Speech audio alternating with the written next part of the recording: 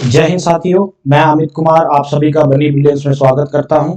जैसा कि आप देख पा रहे हैं कि अब से जो है वो हर एक दिन आर्मी जीडी के जो प्रीवियस ईयर के अग्निवीर के क्वेश्चंस और जो पेपर हुए हैं उनके साथ हम आपके आपके साथ डिस्कस करेंगे और उनको हम सॉल्व करेंगे आपके साथ मिलके।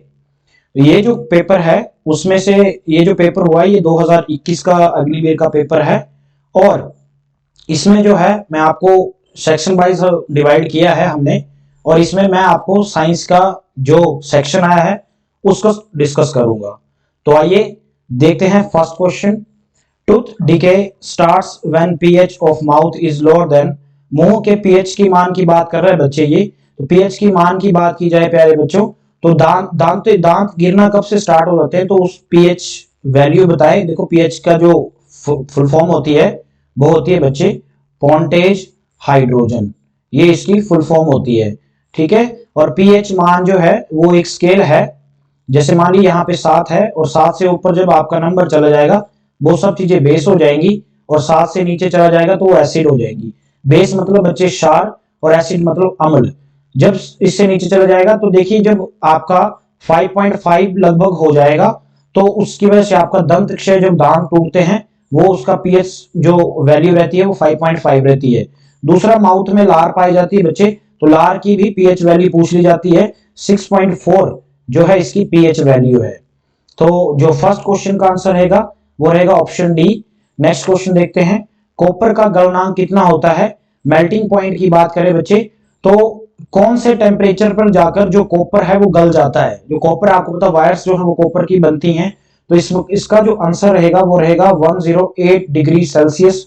लेकिन बच्चे एक क्वेश्चन और पूछा जाता है पेपर में कि जो बल्ब है आप लोगों का उसका मेल्टिंग पॉइंट कितना होता है।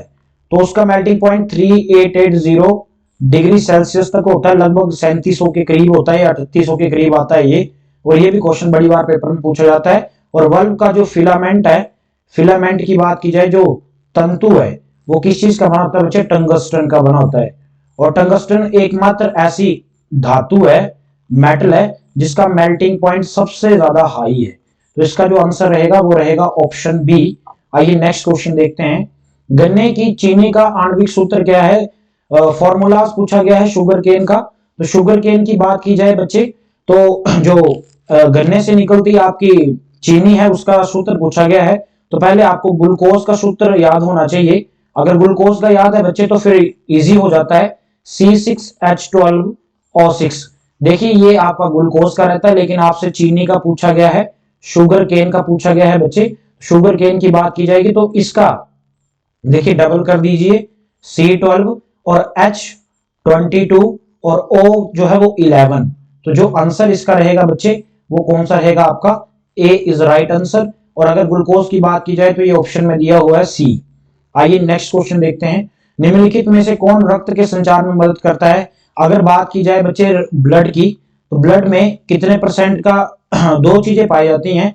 45% जो है वो आपके ब्लड सेल्स होते हैं, ब्लड सेल्स होते हैं बच्चे, और 55% जो वो प्लाज्मा पाया जाता है। और ये क्वेश्चन बहुत बार पेपर में पूछा जाता है कि प्लाज्मा में वाटर कितने परसेंट पाया जाता है। तो वाटर की बात करूं तो 90% तो इसमें वाटर ही पाया जाता है। अब बोलोगे सर आप ये कैसे हो सकता है। देखिए बच्चे जो भी चीज है ये 55% प्लाज्मा अपने आप में 100% है, तो उसमें 90% जो आपका वाटर ही पाया जाता है। लेकिन आपसे क्वेश्चन ये पूछा गया कि जो रक्त के संचार में कौन यूज होता है। तो देखिए बच्चे एक डब्ल्यूबीसी होती है और डब्ल्यूबीसी जो 5 टाइप की होती है। एक लोम्फोसाइट आ गया, एक मोनोसाइट आ जाएगा, एक आइथियोसाइट आ जाएगा। तो इसके 5 टाइप है। तो आपसे यही पूछा गया कि इनमें से कौन सा टाइप है जिससे कि जो है ब्लड का संचार होता है। तो ऑप्शन के हिसाब से जो है वो लोम्फोसाइट जो है वो इसका करेक्ट आंसर रहेगा, ए इज राइट आंसर। और बच्चे मैं यहाँ पे आपको क्लियर कर देना चाहता हूँ कि कुछ बच्चे जो है वो तैयारी कर रहे होंगे, बिल्कुल नॉर्मल पढ़ रहे होंगे, ऊपर से पढ़ते हैं, सोचते हैं कि आर्मी और जीडी का पेपर है तो बहुत ईजी आएगा। ऐसा बिल्कुल भी नहीं बेटा। देखो ये ब्लड से कितने डीप से क्वेश्चन पूछा गया है। लोम्फोसाइट मोनोसाइट हो गया, ये थोड़ा डीप क्वेश्चन है, तो आपको थोड़ा सा डीप भी पढ़ना पड़ेगा, तभी जो चीज है वो क्लियर होंगी आप लोगों की। और कॉन्सेप्ट क्लियर करें और तभी जो है वो चीजें अच्छे से याद होती हैं। आइए नेक्स्ट क्वेश्चन देखते हैं। स्थलीय दूरी को मापने के लिए सही इकाई कौन सी है। देखिए बच्चे अगर बात की जाए स्थलीय दूरी मापने के लिए सबसे अच्छी इकाई कौन सी पूछी गई है तो लाइट ईयर, अगर बात की जाए बच्चे हिंदी में इसको बोलते हैं प्रकाश वर्ष।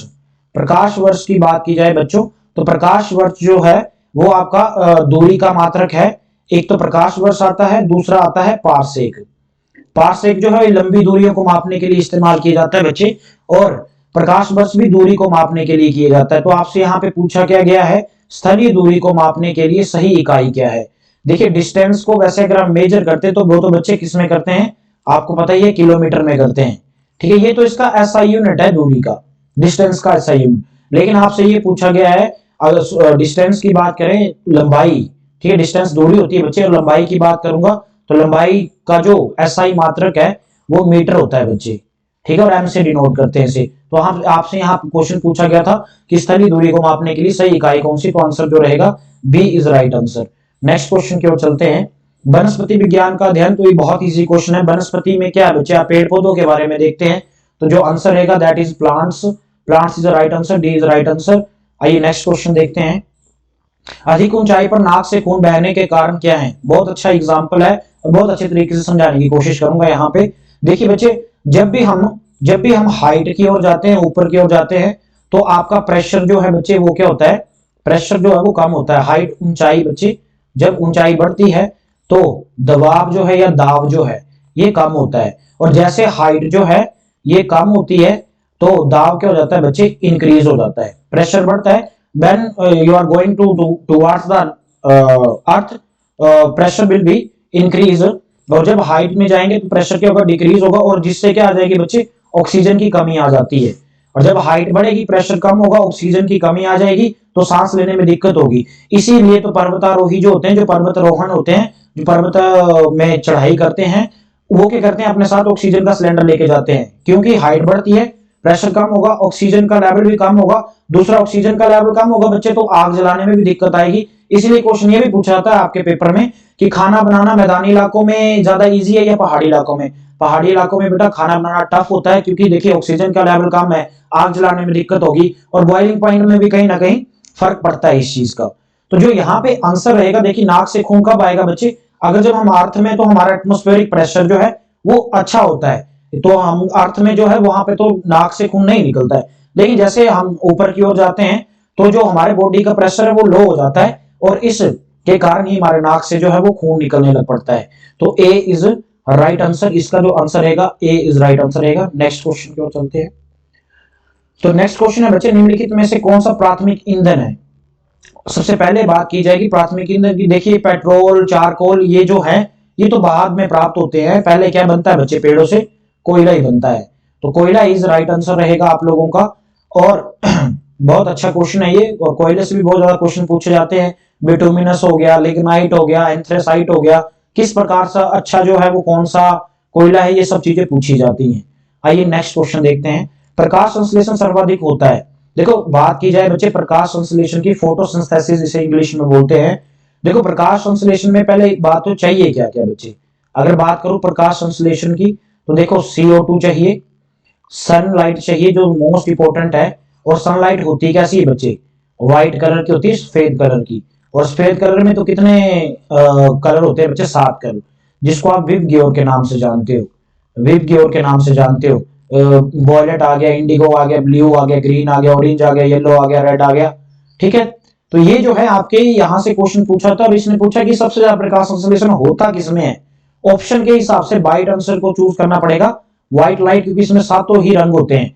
और अगर व्हाइट लाइट ऑप्शन में नहीं है और आपके पास रेड लाइट है, तो जो देखो फर्स्ट नंबर पे ये चाहिए, सेकंड नंबर पे राइट रेड लाइट, और थर्ड नंबर पे कौन होता है बच्चे, ब्लू लाइट। तो सबसे कम जो है वो ब्लू लाइट में होती है, और जहां पे बिल्कुल ही फोटोसिंथेसिस नहीं होती तो वो ग्रीन कलर में होती है। ग्रीन कलर वो अब जो अवशोषित नहीं कर पाता है, एब्जॉर्प्शन नहीं कर पाता है, रिफ्लेक्ट हो जाता है और हमारी आंखों में पहुंच जाता है। इसीलिए तो पेड़ पौधे हमें कैसे दिखाई देते हैं बच्चे, ग्रीन दिखाई देते हैं। तो इसका जो आंसर रहेगा वो ऑप्शन के हिसाब से व्हाइट लाइट दिया जाएगा, और कई जगह पे आपको इसका ऑप्शन रेड लाइट भी मिल सकता है। पर लेकिन बच्चे जो मैं आंसर बता रहा हूं ये एकदम एक्यूरेट सही है, बाकी आप चेक कर लें। आइए नेक्स्ट क्वेश्चन की ओर चलते हैं। वायु गति से आप क्या समझते हैं, what is the understand aerodynamics. देखो एरो का मतलब क्या है, एयर से रिलेटेड है, तो ये किसकी गति को बताता है बच्चे, वायु और गैस के प्रवाह में गति का विज्ञान है ये। तो बी इज राइट आंसर। देखिए ये एरो लिखा है तो एरो से याद रखें, एरो का मतलब क्या है बच्चे, एयर। तो एयर में क्या होगा बच्चे, गैस से भी तो होंगी। तो गैस और एयर को मेजर करने में किसका इस्तेमाल किया जाता है बच्चे, एरोडायनामिक्स का इस्तेमाल किया जाता है। तो 10th का जो क्वेश्चन आंसर रहेगा वो बी रहेगा। आइए नेक्स्ट क्वेश्चन देखते हैं। क्रोनग्राफ, देखो एक कोरियोग्राफी होती है। कोरियोग्राफी का तो मतलब होता है बच्चे जिसमें कि क्या किया जाता है, डांसर जो है वो डांसिंग सिखाते हैं, किसी को तैयार किया जाता है, दैट इज कोरियोग्राफी। ये है क्रोनोग्राफी। क्रोनोग्राफी का जो इस्तेमाल किया जाता है बच्चे, देखिए जैसे मान लिया आपका ये सन है, ठीक है। ड्राइंग बहुत अच्छी नहीं है बच्चे मेरी, पर चलो कोशिश की है। अगर बात करूं मैं सन की, तो सन में एक भाग होता है क्रीट, और क्रीट की बात करूं बच्चे, तो क्रीट क्या होता है, इसे सूर्य का मुकुट भी कहा जाता है, इसे सूर्य का मुकुट भी कहा जाता है। और बात करूं सन में कौन कौन सी गैसेज होती हैं, एक हीलियम होती है, दूसरी कौन सी होती है, हाइड्रोजन। और सबसे अधिक मात्रा में कौन सी पाई जाती है, हाइड्रोजन पाई जाती है, और हीलियम से कम में पाई जाती है। ठीक है, तो जो सूर्य का मुकुट है इसकी जो स्टडी की जाती है वो किसके द्वारा की जाती है, कोनग्राफी के द्वारा की जाती है। तो सूर्य के कोरोना को देखने और उसकी तस्वीरें लेने को ही क्या कहा जाता है, क्रोनोग्राफी कहा जाता है। ठीक है, अगर बात करूं इस रक्तचाप की, तो रक्तचाप जो है ये है ब्लड प्रेशर, और ब्लड प्रेशर को मापने का यंत्र जो होता है बच्चे वो होता है स्फिग्नोमैनोमीटर।